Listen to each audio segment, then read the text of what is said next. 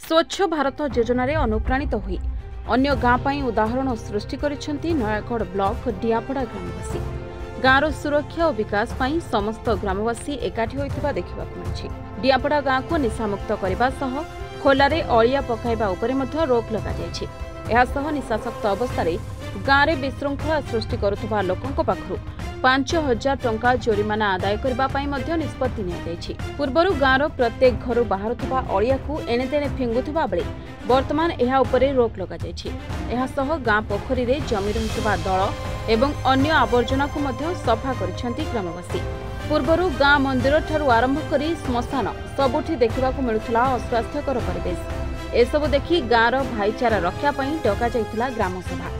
एहापरे गाँ लोके एकाठी हुई पोखरी अलिया आवर्जना को सफा करने सह मंदिर एवं श्मशान परिसर को मध्य सफा करथिले।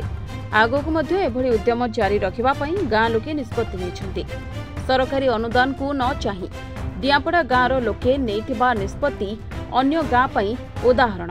ये तो बेठिया कहजनी ये हूँ आम ग्राम सफेई आम प्रथम देचु गुरुत्व देचु। प्रथम स्वास्थ्य केमती आम समस्त ठीक से स्वास्थ्य ठीक रमल पर आम गुरुत्व देचु।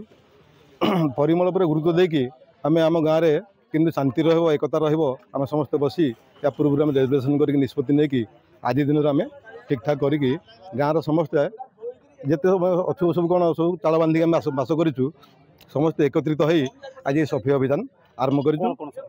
आज आम मंदिर पोखरी प्रथम आम गाँव गंगा ये प्रथम आपको आम गुरुत्व देकी ये रात्रि पाइले समस्त आम गाधुआ पाधुआ स्नान शौच सब करूँ कि सफा रखू। ये पानी सफा रहा क्या पानी आगे रोगटा बेसी जात तेणु पानीटा ठीक रखापी आम आज सफाई कार्यक्रम अभियान हाथ में नहीं। यापर आमर मशाणी अच्छे आम गाँव श्मशान आम गाँव स्वर्गद्वार जो आम शेष यात्रा जो सरी जाए ताकू भी आम गुरुत्व देकी सेटा कि ठीक से सफासफी रहा सफासफी करूँ। ता भर किसी गछ आमर उपयोगी गछ सब समाज उपयोगी आमर निहाती जोड़ा योग्य गछ सब किसी गछ आम लगे। आज भी किसी गछ लगे पोखरी मूल कले जोरिमाना 500 टंका ना सी लिखाई। या भितर मुझे देखुची समस्त गुड़े शिक्षित लोक जो मैंने सचेतन से मैंने कौन से अच्छा कौन गालुआ अच्छा तेणु जो मैंने गालुआ जो अमानिया ये तो सेमती किसी कौन आम मैंने संविधान आम कौन जोरिमाना करवा भूल हम सी आम ठाकुर कौन पांठिकी आम गाँव उन्नति पांठिकी से 500 एक दब।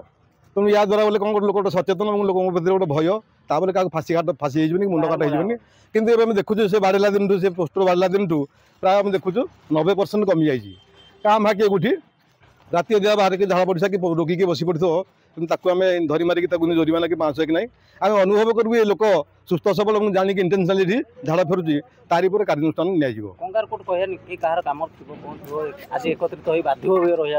ना ना सेमती किसी ना आम या पूर्व कौन समस्ते जाचु और समस्त पूर्व समस्त सचेतन कराई किए भी ना जनाई कहार भी किए हरेक आज ना आम आज दिन तो सब होनी आज किसी आम लोक आबसेंट अच्छा तार कौन कम अच्छे इमरजेंसी कम अच्छी कम सी कर छाड़ीचु आउ दिन फिर आम एकत्रित जो रहीगले बाकी से अच्छे बाकी तू पूर्ण कम करूँ सफाई कम करूँ।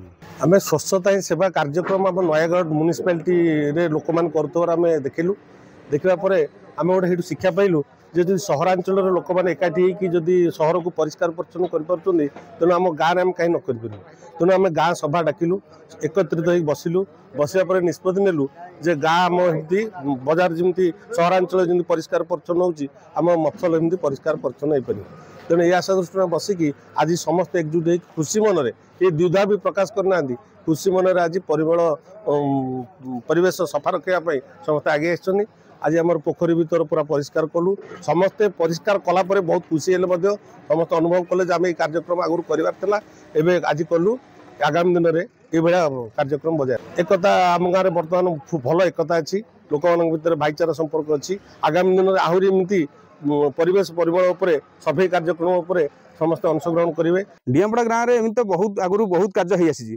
प्रथम तो आज सका समस्त ग्रामबृंद मिलित हो पोखरी आग कार्य सफा कराला पोखरी मलिया माने जितक सब अलिया मलिया जहाँ थी सब कढ़ाला बटन आरंभ कर सब जिन बाहर कराला पोखरी चतुर्पार्श्व सफा कराला मंदिर चतुर्पार्श्व सफा कराला ग्रामर ड्रेन ठू आरंभ कर सब कार्य सफा कराला शेष श्मशान कार्य जहाँ सब अलिया थिला ताकू अनाबना गछ सब हणा सहित किसी गछ लगा ଯାହାଫଳରେ କ'ଣ ଆମର ମୁଖ୍ୟ ହେଲା ପରିବେଶକୁ ଆମେ ଅଧିକ ଗୁରୁତ୍ୱପୂର୍ଣ୍ଣ ଦେଉଛୁ। ନାଇଁ ଯୁବପିଢ଼ି ନିଶାସକ୍ତ ଆଡ଼କୁ ଗତି କରୁଛନ୍ତି। ଡିଆଁପଡ଼ା ଗାଁ ଯୁବପିଢ଼ିଙ୍କର କ'ଣ ଅଛି ଗ୍ରାମବାସୀଙ୍କ ଗ୍ରାମବାସୀ ତରଫରୁ ତାକୁ ସମ୍ପୂର୍ଣ୍ଣ ଭାବେ ଦମନ କରିବା ପାଇଁ ଚେଷ୍ଟା ଚାଲିଛି।